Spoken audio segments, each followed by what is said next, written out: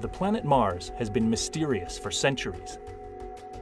But over the past few decades, a fleet of orbiting and landed spacecraft has greatly advanced our understanding of it.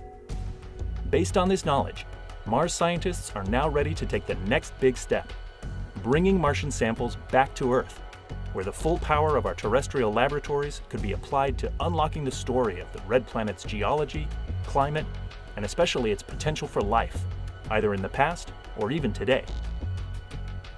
But however you tackle it, returning samples from Mars is definitely a complicated problem. So how could we actually get a sample from Mars? One approach is to use a series of 3 spacecraft working together like a relay team to deliver samples to Earth.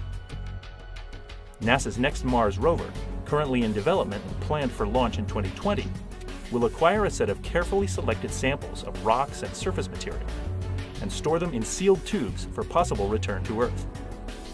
NASA and the European Space Agency are now working together to explore options for a pair of missions that could take the next steps to bring these samples back.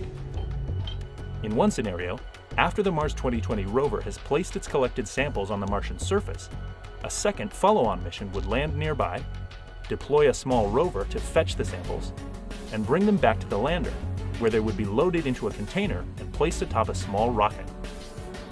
The rocket would then lift off, carrying the samples up into Mars orbit.